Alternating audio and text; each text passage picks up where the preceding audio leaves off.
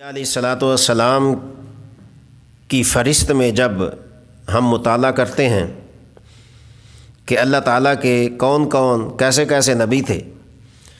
تو اس فہرست کے اندر ایک نبی حضرت موسیٰ علیہ الصلاۃ والسلام بھی ہمیں ملتے ہیں۔ یہ وہ نبی اور رسول ہیں جو اللہ تعالیٰ سے باتیں کیا کرتے تھے۔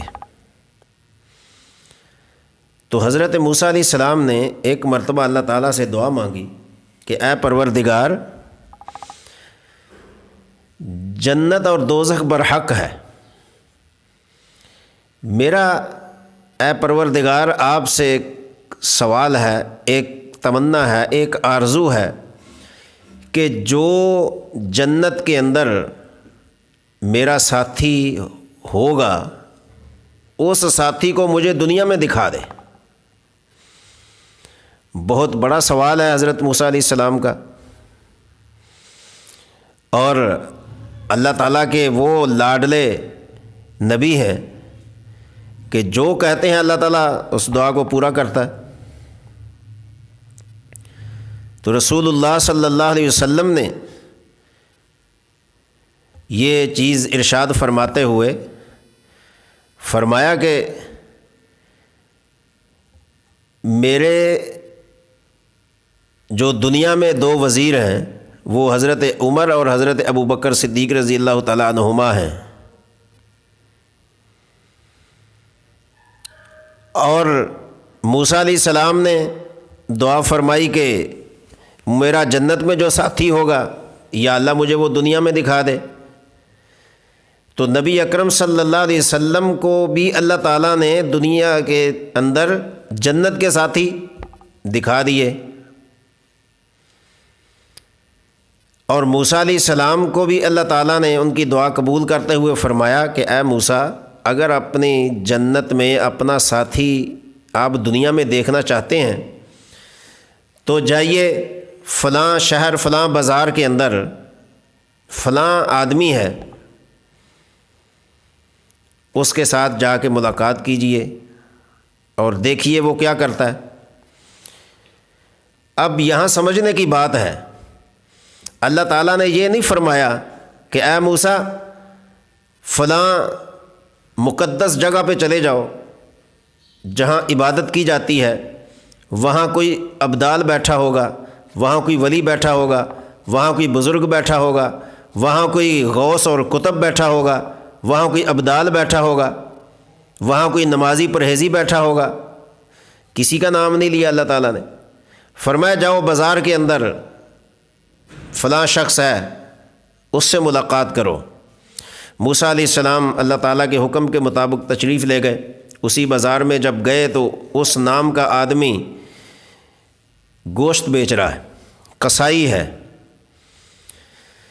موسیٰ علیہ السلام شام تک اس کے پاس رہے، دیکھتے رہے کہ یہ کرتا کیا ہے جو میرا جنت میں ساتھی بنے گا، کہ نہ تو یہ عبادت کر رہا ہے، نہ کوئی کتاب پڑھ رہا ہے، نہ کوئی اللہ کا نام لے رہا ہے، نہ کوئی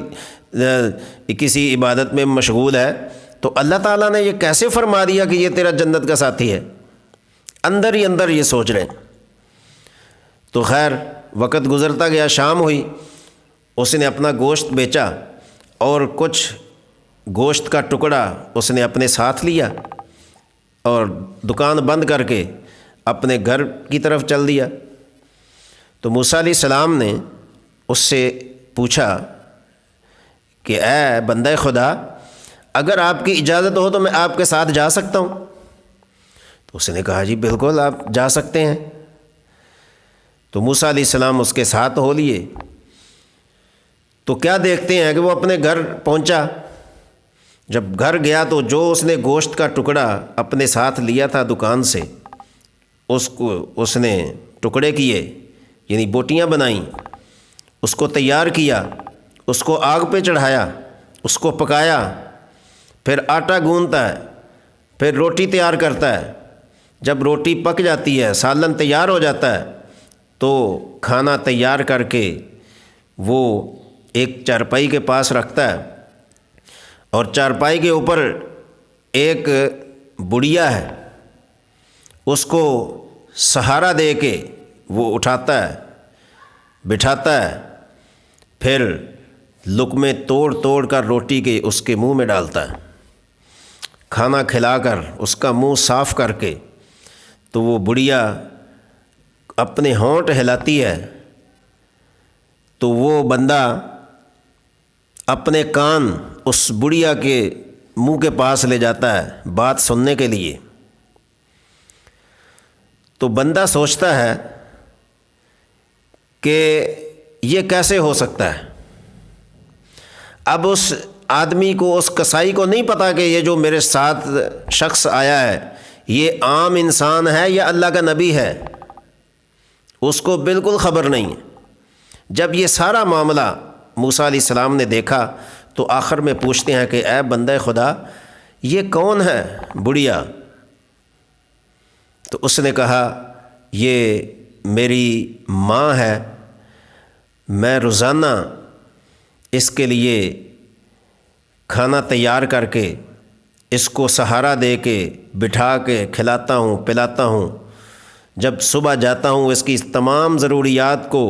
پورا کر کے اس کی خدمت کر کے جاتا ہوں، آ کر سب سے پہلے اس کی خدمت کرتا ہوں، بعد میں اپنے بچوں کو دیکھتا ہوں، تو میرا یہی روزانہ کا معمول ہے۔ تو موسیٰ علیہ السلام نے فرمایا یہ جو تو نے اپنے کان اس کے پاس کیے تھے، اس کے قریب کیے تھے، تو یہ کیا کہہ رہی تھی؟ یہی وہ رمز تھی، یہی وہ نقطہ عمیق تھا جس کو موسیٰ علیہ السلام نے بارگاہ الہی میں عرض کیا تھا کہ پروردگار مجھے جنت کا ساتھی دنیا میں دکھا دے۔ تو اس کسائی نے کہا کہ یہ روزانہ مجھے کہتی ہے، جب میں اس کو کھانا کھلاتا ہوں، جب میں اس کی خدمت کرتا ہوں، جب میں اس کے پاس بیٹھتا ہوں، تو یہ روزانہ مجھے کہتی ہے کہ اللہ تعالیٰ تمہیں جنت میں موسیٰ علیہ السلام کا ساتھی بنائے۔ کیا کہنے اس بات کے؟ تو وہ کسائی کہتا ہے کہ میں اس اماں سے کہتا ہوں کہ اماں یہ کیسے ہو سکتا ہے؟ کہاں موسیٰ علیہ السلام اور کہاں میرے جیسا ایک کسائی نکارہ انسان، اللہ تعالیٰ کیسے مجھے موسیٰ کا ساتھی بنائے گا؟ تو موسیٰ علیہ السلام نے اس کو دنیا میں خوشخبری سنائی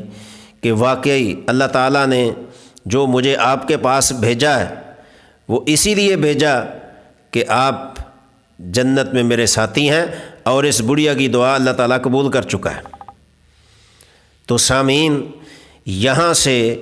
ماں کی شان، ماں کا درجہ، ماں کا مقام، ماں کی بلندی، ماں کی خدمت کا صلہ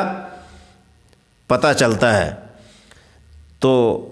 میرے اور آپ کے نبی صلی اللہ علیہ وسلم نے ایسے نہیں فرما دیا الجنت تحت اقدام امہا او کما قال النبی صلی اللہ علیہ وسلم کہ اللہ تعالیٰ نے جنت ماں کے قدموں میں رکھی ہے۔ آپ کی نماز تب قبول ہوگی جب ماں راضی ہوگی، آپ کا حج تب قبول ہوگا جب ماں راضی ہوگی، آپ کی تمام تر سخاوت، عبادت، جو کچھ بھی آپ کرنا چاہتے ہیں تب قبول ہوگی جب ماں راضی ہوگی۔ تو سامعین، یہ واقعہ سن کر آپ بھی زندگی کے اندر اپنے ماں باپ کو خوش رکھیں، خدمت کریں اور ان کی دعائیں لیں، اور یہ بھی یاد رکھیں ماں باپ کی جو نافرمانی ہے وہ ایک قیامت کی نشانی ہے۔ اللہ تعالی ہمیں سمجھنے کی توفیق عطا فرمائے۔